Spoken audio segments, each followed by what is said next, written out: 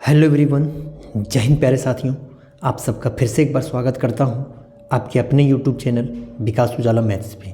तो फ्रेंड्स, आज हम लोग इस वीडियो में कवर करने वाले हैं एसएससी कांस्टेबल जीडी 2023 के प्रीवियस ईयर क्वेश्चन जो 14 जनवरी 2023 के थर्ड शिफ्ट में जितने भी मैथ के प्रश्न पूछे गए थे उन सभी प्रश्नों को आज हम लोग इस वीडियो में कवर करेंगे। क्योंकि फ्रेंड्स, आप भी जानते हैं कि एसएससी जीडी में टोटल 20 प्रश्न पूछे जाते हैं। तो 14 जनवरी 2023 के थर्ड शिफ्ट में पूछे गए 1 से लेकर के 10 तक के प्रश्नों को पिछले वीडियो में हम लोगों ने कवर कर चुके हैं। तो फ्रेंड्स, आज हम लोग स्टार्ट करेंगे 11 नंबर प्रश्नों से। तो आइए बिना देरी किए फ्रेंड्स शुरुआत करते हैं। ये रहा आपके सामने प्रश्न नंबर 11। ये रहा फ्रेंड्स प्रश्न नंबर 11। प्रश्न नंबर 11 आपसे बोला जा रहा है, एक विद्यालय प्रबंधक 40 दिनों में एक नया विद्यालय बनाने का निर्णय करता है। फ्रेंड्स, इस पॉइंट को आप पकड़िए। 40 दिनों में विद्यालय बनाने का निर्णय करता है। वह शुरुआत में 100 आदमियों को और 35 दिनों के बाद ऐन 100 आदमियों को नियुक्त करता है। 100 आदमियों को 35 दिन तक 40 दिन तक ठेका लिया है और 100 आदमी को 35 दिन काम करवाने के बाद 100 व्यक्ति को उसने और नियुक्त करता है और निर्धारित समय के भीतर निर्माण कार्य पूरा करता है। यानी जो निर्धारित समय किया गया था उसके पहले ही कार्य को समाप्त कर लिया। यदि उसने अतिरिक्त आदमियों को काम पर नहीं लगाता, ये आपसे पूछ रहा है कि यदि वह अतिरिक्त आदमियों को काम पर नहीं लगाया होता तो विद्यालय भवन कितने दिनों की देरी से बनकर तैयार होता। तो फ्रेंड्स, एक बार हम अपने शब्दों में आपको समझाते हैं कि एक विद्यालय प्रबंधक ने 40 दिनों में नया विद्यालय भवन बनाने के लिए ठेका लिया था और शुरुआत में उसने 100 व्यक्तियों को कार्य पर रखा और 35 दिन 100 व्यक्ति काम कर लिया। उसके बाद उसने 100 और व्यक्तियों को कार्य पर लाके नियुक्त कर दिया। तो यही आपसे बोला जा रहा है। और 100 व्यक्ति और जब नियुक्त किया गया, 100 को पहले नियुक्त किया, 35 दिन के बाद 100 को और बुलाया और नियुक्त किया।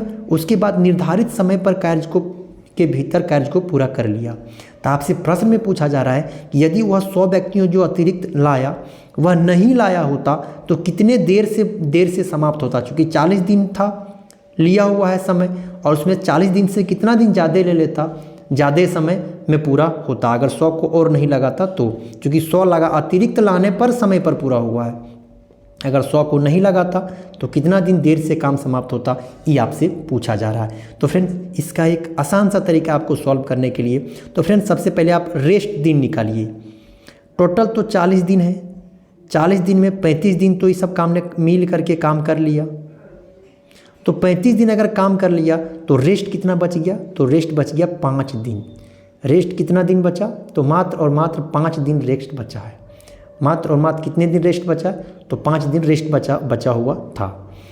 तो 5 दिन जो रेस्ट बचा था, 35 दिन के बाद 100 व्यक्ति पहले से था और 100 को और ले आया तो 200 व्यक्तियों ने 35 दिन काम हो गया तो 5 दिन बचल था। तो 200 व्यक्ति आने से काम समय पर, मतलब 5 ही दिन में पूरा हो गया।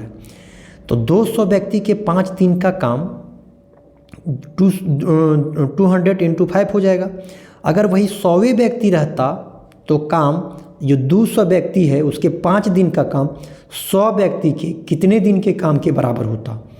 अगर एक्स्ट्रा व्यक्ति को नहीं बुलाया रहता तो उसको जो 200 आदमी 5 दिन में काम को पूरा किया तो 100 आदमी कितना दिन में पूरा करता। तो 2 जीरो के साथ आप 2 जीरो हटा सकते हैं। तो यहाँ से आप देख सकते हैं x बराबर हो जाएगा 10 दिन। कितना दिन हो गया? तो उसको एक्स्ट्रा कितना दिन लग जाता, ये आपसे पूछा जा रहा है। तो 200 आदमी के 10 दिन का काम 200 आदमी के 5 दिन का काम 100 आदमी के 10 दिन के काम के बराबर हो जाता। 10 दिन के काम के बराबर हो जाता। तो उसके पास 5 ही दिन रेस्ट बचा हुआ था तो उसको कितना दिन एक्स्ट्रा लग जाता? तो 100 आदमी के 100वें आदमी रहता तो 10 दिन ले लेता और बचल था उसको 5 ही दिन। तो फ्रेंड्स 5 दिन एक्स्ट्रा ले लेता। यही आपसे पूछ रहा है एक्स्ट्रा दिन कितना देरी से पूरा होता, क्योंकि उसके पास बचा हुआ था 5 ही दिन। तो 200 व्यक्ति ने 5 दिन में जितना काम किया 100 व्यक्ति वही काम कितना दिन में पूरा करता? तो 10 दिन। और उसके हाथ में बचा हुआ था 5 ही दिन। तो एक्स्ट्रा कितना दिन लेता, ये आपसे पूछ रहा है। एक्स्ट्रा कितना दिन लेता, तो फ्रेंड्स 10 में से 5 तो उसके हाथ में था, तो फ्रेंड्स कितना दिन एक्स्ट्रा ले लेता, तो एक्स्ट्रा ले लेता 5 दिन, एक्स्ट्रा ले लेता कितना दिन, 5 दिन। यही आपके सवाल का बिल्कुल और बिल्कुल राइट आंसर हो जाएगा। यही आपसे पूछा भी जा रहा है, कितने दिन देरी से बनकर तैयार होता, तो 5 दिन देरी से बन के तैयार होता। उम्मीद करेंगे फ्रेंड्स ये प्रश्न आपको ईजी था, आसानी था और आपको समझ में आया होगा। नेक्स्ट प्रश्न चलते हैं 11 नंबर के बाद हम लोग 12 नंबर प्रश्न। ये रहा आपके सामने 12 नंबर प्रश्न। बोला जा रहा है एक साइकिल चालक 140 मीटर त्रिज्या के वृत्ताकार पथ पर साइकिल चला कर 2 मिनट में 1 चक्कर पूरा करता है। साइकिल चालक की औसत चाल आपसे पूछा जा रहा है। तो फ्रेंड्स साइकिल तो इस प्रकार से होता है, साइकिल का पहिया इस प्रकार से होता है, इसके पहिया इस प्रकार से लगा हुआ रहता है। इसका रेडियस आपको दे दिया है कितना, 140 मीटर दिया हुआ। आप इस चीज़ को समझिए, 140 मीटर दिया हुआ। साइकिल का पहिया इस प्रकार से होता है। यह एक चक्कर में कितना दूरी तय करता है, एक चक्कर में अगर इसको पहिए को हम एक चक्कर घुमा दें इस प्रकार से, तो एक चक्कर में जो तय करता है, एक चक्कर में कितना तय करेगा, जितना उसका परिधि रहता है। तो एक उसका परिधि क्या होता है, तो परिधि हो जाता है 2 पाई आर। एक चक्कर में कितना दूरी तय करेगा, तो एक चक्कर में बस उतना ही दूरी तय करेगा जितना उसकी परिधि रहता है, 2 पाई आर के बराबर एक चक्कर में पूरा करता है। और आपसे पूछा जा रहा है कि एक चक्कर में 2 पाई आर के बराबर पूरा किया है। तो फ्रेंड्स सबसे पहले 2 पाई आर का हम लोग फार्मूला लगा लेंगे, त्रिज्या आपसे दिया हुआ है और 2 मिनट में तय करता है और 1 मिनट का पूछ रहा है, तो हम लोग निकाल लेंगे। तो आइए हम लोग इसको सॉल्व कर लेते हैं, आपसे क्वेश्चन में बोला गया है।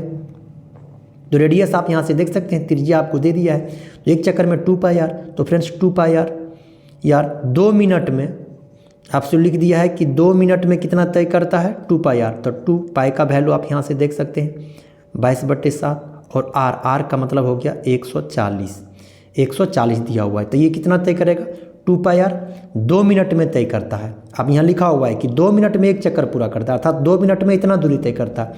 तो आपसे प्रति मिनट का मतलब होता है कि 1 मिनट में कितना मीटर जाएगा, ये आपसे पूछ रहा है। इतना मीटर की दूरी तय करेगा और आपसे पूछ रहा है कि 1 मिनट में कितना दूरी। प्रति मिनट का मतलब होता है फ्रेंड्स कि 1 मिनट से मैं आपको जानना चाहता है। तो फ्रेंड्स यहाँ से हम लोग लिख देंगे, यहाँ से काट भी सकते हैं, 0 हो जाएगा और यहाँ से 2 × 22 और यहाँ पे 20 और यहाँ से 1 मिनट का निकालना है तो 2 से हम लोग भाग लगा देंगे, ये 2 हट जाएगा। तो यहाँ पे हो जाएगा 22 दूना 44 और 1 0। ये हो गया मीटर में है तो ये मीटर हो गया और ये किस में बच गया, नीचे में मिनट में, तो ये हो गया मिनट में था तो मिनट में। तो 440 मीटर प्रति मिनट किस ऑप्शन में है, तो ऑप्शन नंबर बी इस सवाल का बिल्कुल राइट आंसर हो जाएगा। तो उम्मीद करेंगे फ्रेंड्स कि ये भी प्रश्न आपको आसानी तरीके से समझ में आया होगा। चलते हैं 12 नंबर के बाद, ये रहा आपके सामने 13 नंबर प्रश्न।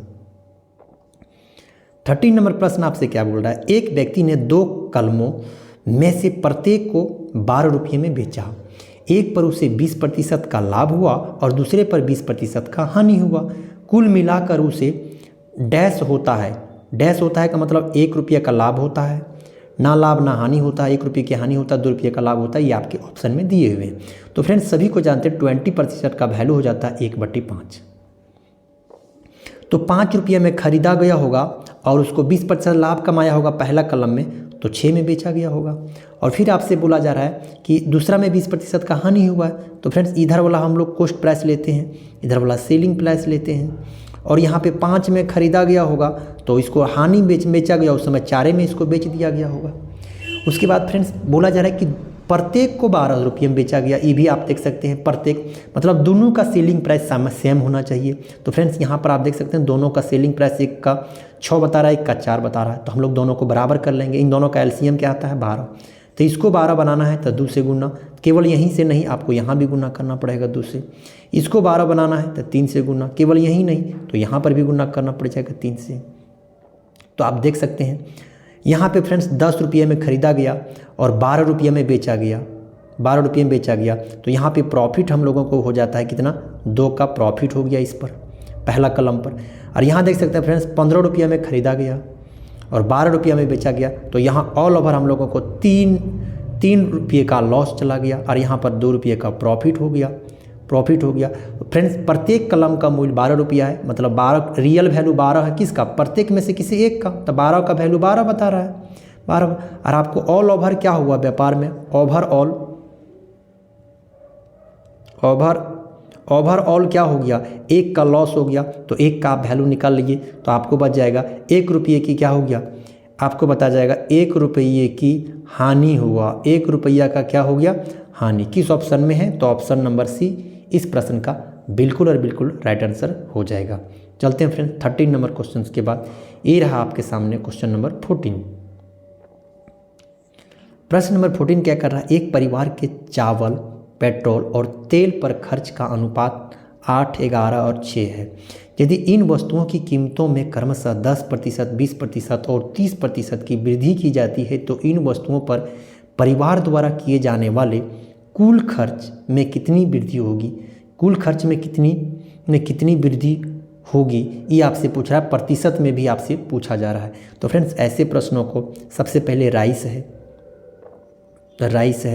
उसके बाद पेट्रोल है, उसके बाद ऑयल है, तेल है, खर्च का रेशियो दिया हुआ है फ्रेंड्स, यहाँ पे 8 दिया हुआ है, यहाँ पे 11 दिया हुआ है और यहाँ पर आप देख सकते हैं 6 दिया हुआ है। उसके बाद इस पे 10% का वृद्धि, तो फ्रेंड्स यहाँ पे हम लोग प्लस का 10 से गुना कर देंगे, उसके बाद फ्रेंड्स इस पर आप क्या हुआ है, इस पर क्या हुआ है 20% का वृद्धि, तो फ्रेंड्स यहाँ पे हम लोग 20 से गुना कर देंगे प्लस का, और यहाँ पर आप देख सकते हैं इस पे 30% का, तो हम लोग 30 से गुना कर देंगे, और सबको मिलाकर के इस व्यापार पर क्या प्रभाव पड़ा है, तो सबको जोड़ देंगे हम लोग, सभी को जोड़ देंगे, तो इसमें 8, इसमें 11, 19 और 6, 25 पर क्या प्रभाव पड़ा, इस 25 पर क्या प्रभाव पड़ा ये पता नहीं है, तो हम लोग इसको x मान लिए। पूरे व्यापार कितना हो गया 25 पर क्या प्रभाव पड़ा ये नहीं पता, तो हम लोग इसको x मान लिए। अब इसको सॉल्व कर लेंगे और एक लाइन में आपके सवाल का उत्तर हो जाएगा। तो फ्रेंड्स यहाँ पे हो जाएगा 80 हो जाएगा, यहाँ पे 11 दूना 22 हो जाएगा, 1 0 220 हो जाएगा, और यहाँ 180 यहाँ पर आ जाएगा। तो फ्रेंड्स अगर आप इक्वल टू में हो जाएगा 25x हो जाएगा, 25x हो जाएगा। उसके बाद फ्रेंड्स अगर आप इसको ऐड कर लेते हैं तो 80 और 220, तो फ्रेंड्स यहाँ पे हो जाएगा 300 और 100 480 हो जाएगा। यहाँ पे टोटल अगर जोड़िएगा तो x बराबर जो निकल जाएगा, इधर x के वैल्यू में हो जाएगा 480 हो जाएगा, इससे आप 220 और 80 फ्रेंड्स यहाँ पे हो जाएगा 300 और 180, तो 480 हो जाएगा। यहाँ पे हो जाएगा कितना 480, और भाग लगाना है फ्रेंड्स आपसे को 25 से भाग लगाना है, तो 25 से आप भाग लगा सकते हैं। यहाँ ऊपर में बच गया कितना 480 बच गया, तो यहाँ से अगर भाग लगाएंगे तो नीचे में बच जाएगा 5 5 25, और यहाँ बच जाएगा 5 गुने 9 45, 3 5 6 30 हो जाएगा। और फ्रेंड्स नीचे कभी भी अगर 5 बच जाता हो तो ऊपर नीचे हम लोग 2 से गुना कर देंगे यहाँ पर भी, और 96 गुने 2 कर देंगे। यहाँ पे हम लोग सॉल्व कर लेंगे, 14 दूना 12 का 2, बाकी 1 9 दूना 18 1 19 हो जाएगा, 19 और एक अंक के बाद फ्रेंड्स दशमलव, नीचे 10 हो गया तो एक अंक के बाद दशमलव, तो किस ऑप्शन में है 19.6 गुने 2 12 का 2 हो जाएगा, बाकी का 1 बच जाएगा, 9 18 19.2% किस ऑप्शन में है, तो 19.2% केवल एक ही ऑप्शन में है, ऑप्शन नंबर सी इस सवाल का बिल्कुल और बिल्कुल राइट आंसर हो जाएगा। तो फ्रेंड्स मोटा मोटी आप इस चीज़ को समझिए, इसमें 10% का वृद्धि, इसमें 20% का वृद्धि, इसमें 30%, टोटल पर क्या प्रभाव पड़ेगा ये आपसे पूछा जा रहा है। एक्स का वैल्यू मान ली, आप सबको सॉल्व कर देंगे, एक्स का वैल्यू आप निकाल लीजिए, भैया आपके सवाल का उत्तर हो जाएगा। चलते हैं फ्रेंड्स ये नेक्स्ट नंबर क्वेश्चन में, ये रहा आपके सामने प्रश्न नंबर 15। 12,000 रुपया 10% वार्षिक की चक्रवृद्धि ब्याज दर से वार्षिक चक्रवृद्धि आधार पर गणना किया जाने पर एक निश्चित अवधि में 15,972 रुपया हो जाती है, तो अवधि ज्ञात करना है। फ्रेंड्स आपसे टाइम पूछा जा रहा है कि कितना टाइम में 12,000 लगाएंगे 10% की दर से 15,972 रुपया हो जाएगी, आपसे समय पूछा जा रहा है। तो फ्रेंड्स हमने कई पीछे वीडियो में भी हम लोगों ने चर्चा कर चुका था कि इधर ही प्रिंसिपल है और हो जाएगा मतलब अमाउंट है, प्रिंसिपल और अमाउंट का आप रेशियो लीजिए। अगर किसी का क्यूब आ जाता हो तो फ्रेंड्स समय हो जाएगा 3 साल, स्क्वायर आ जाता हो इसका मतलब 2 साल हो जाएगा, 2 साल हो जाएगा। तो आप यहाँ से देख सकते हैं प्रिंसिपल आप यहाँ लिखिए, अमाउंट आपको दे दिया है यहाँ पर लिख दिए, प्रिंसिपल है 12,000, यहाँ पर आप देखिए अमाउंट है 15,972 हो गया है। रेट आपको कैसे बोला है तो 10% की दर से रेट बोला है। टाइम आपको पूछा जा रहा है। तो फ्रेंड्स यहाँ से अगर हटा दीजिएगा तो यहाँ से एक बार में 12 हो जाएगा, 1,000 हो जाएगा। और यहाँ पे 12 से हटाइएगा, 12 का 12, 3 12 तिया हो जाएगा 36 हो जाएगा, हो जाएगा 3 12 तिया हो जाएगा 36, 37 1 हो जाएगा, 12 एकम 12, 1331 हो जाएगा। पूरे काट देंगे 1331। आप देख सकते हैं फ्रेंड ये 10 का क्यूब है और ये 11 का क्यूब है। इसका अर्थ हो गया फ्रेंड्स 10% आप निकाल लीजिएगा, 10 से 11 एक साल में तो रेट हो जाएगा 10%, बिल्कुल सही है। इसका मतलब है कि समय जो दिया हुआ है टाइम आपसे पूछा जा रहा है क्यों बन गया, इसका मतलब है कि समय आपको 3 साल इस सवाल का राइट आंसर हो जाएगा। किस ऑप्शन में है तो ऑप्शन नंबर बी इस सवाल का राइट आंसर हो जाएगा। उम्मीद करेंगे फ्रेंड्स ये भी प्रश्न आपको आसानी तरीके से समझ में आया होगा। पिछले कई वीडियो में हम लोगों ने इसका चर्चा कर चुके। स्क्वायर बचता हो तो 2 साल और क्यूब बचता हो तो 3 साल हो जाता है। नेक्स्ट प्रश्न की ओर चलते हैं। ये रहा आपके सामने प्रश्न नंबर 16। समान लंबाई की 2 रेलगाड़ियां समांतर पटरियों पर विपरीत दिशाओं में 54 किमी प्रति घंटा और 90 किमी प्रति घंटा की चाल से चल रही है। वे 12 सेकेंड में एक दूसरे को पार कर जाती है। तो आपसे पूछ रहा है प्रत्येक रेलगाड़ी की लंबाई मिनट में आपसे पूछा जा रहा है। तो फ्रेंड्स दोनों ट्रेन की लंबाई समान है। जब भी 2 ट्रेनें एक दूसरे को पार करती है तो दोनों ट्रेनें अपने अपने लंबाई को पार करती है। इसका मतलब दोनों की लंबाई जुड़ के वह दूरी बन जाता है। तो फ्रेंड्स ये हो जाएगा डिस्टेंस बराबर आप क्या जानते हैं, डिस्टेंस बराबर आप जानते हैं स्पीड इंटू क्या जानते हैं, टाइम जानते हैं। इस चीज़ को आपको ध्यान में रखना है, बस सवाल का उत्तर आ जाएगा। डिस्टेंस दोनों समान लंबाई का है तो दोनों को हम लोग मान लेंगे, एक को x तो एक अगला भी x तो 2x हो जाएगा दोनों की लंबाई। और समांतर पटरियों पर विपरीत दिशाओं में चल रही, सेम डायरेक्शन में घटता है और विपरीत में जुड़ता है। तो फ्रेंड दोनों की स्पीड जो है स्पीड वह जुड़ेगा। तो स्पीड को जोड़ दीजिएगा तो यहाँ पे बन जाएगा 4 और 9 5 14 144 और ये किमी प्रति घंटा में है तो 5/18 से मीटर प्रति सेकेंड हो जाएगा। और टाइम आप देख सकते हैं पार करने में मात्र 12 सेकेंड लिख देंगे। उसके बाद फ्रेंड्स आप काट दिए 6 दूना 12 हो जाएगा, 6 त्रिकी 18 हो जाएगा। यहाँ से हम लोगों ने इसको सॉल्व कर लिया। उसके बाद है फ्रेंड इस चीज़ को आप हटा सकते हैं, सभी इंटू में ही इस 2 के साथ भी आप इस 2 को हटा सकते हैं। अब यहाँ 3 से काट दीजिए, 3 चौक हो जाएगा 12, 2 3 8 24 हो जाएगा। आप सबको गुना कर लीजिए और यही आपके सवाल का उत्तर हो जाएगा। ये 48 है गुना में, ये ऊपर में होना चाहिए और ये 5 बच गया है। आप गुना कर लीजिए। प्रत्येक ट्रेन की आपसे पूछा जा रहा है कि प्रत्येक ट्रेन की लंबाई, तो प्रत्येक मतलब होता है एक ट्रेन की लंबाई, दोनों का सेम है, एक का निकालिए तो 8 गुने 5 40 का 0 बाकी 4 बच जाएगा, 5 गुने 8 8 पे 40 का 0 बाकी 4 बच जाएगा, 20 और 4 24 हो जाएगा। तो 240 मीटर प्रत्येक ट्रेन की लंबाई हो जाएगा। किस ऑप्शन में है तो option number A will be the correct answer हो जाएगा क्वेश्चन नंबर 16। तो ये रहा प्रश्न नंबर 16। चलते हैं 16 नंबर प्रश्न के बाद हम लोग चलते हैं 17 नंबर प्रश्न। ये रहा आपके सामने 17 नंबर प्रश्न।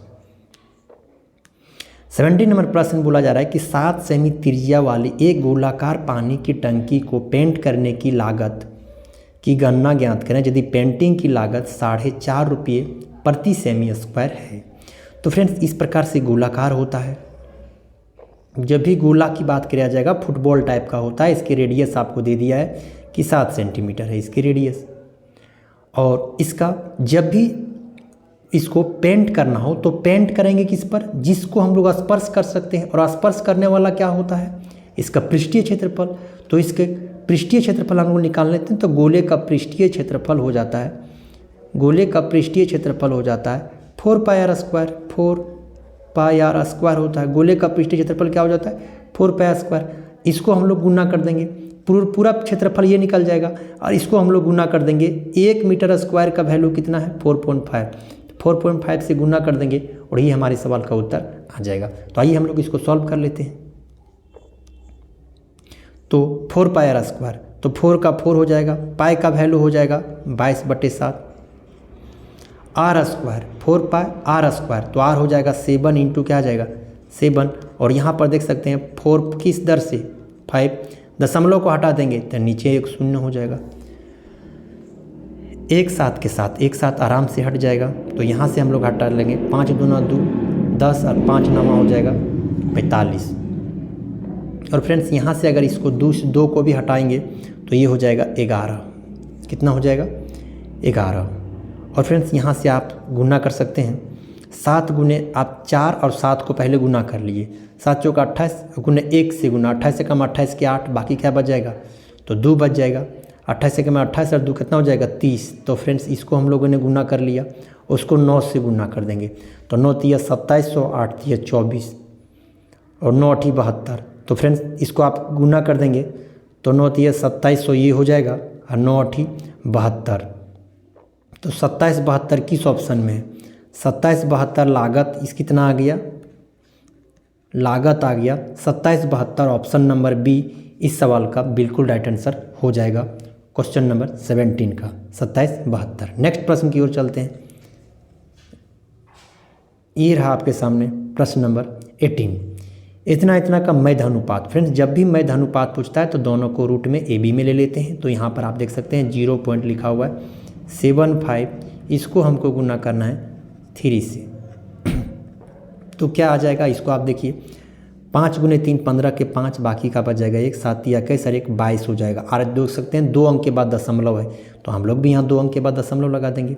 इसको आप जानते हैं 15 गुने 15 225 होता है, इसका मतलब ये रूट से 15 निकलने वाला है। 2 अंक के बाद दशमलव है रूट में तो आधा बाहर निकलता है, 2 अंक है तो बाहर निकलेगा 1 अंक, तो 1.5 किस ऑप्शन में है, तो option number C will be the correct answer, question number 18। तो नेक्स्ट प्रश्न चलते हैं फ्रेंड्स। ये रहा आपके सामने 19 नंबर प्रश्न, प्रश्न नंबर 19। प्रश्न नंबर 19 आपसे बोला जा रहा है, यदि चावल की कीमत में 10% की कमी एक व्यक्ति को 250 रुपये में 22 किलोग्राम अधिक चावल प्राप्त करने में सक्षम बनाती है, तो चावल की वास्तविक कीमत प्रति किलोग्राम क्या है।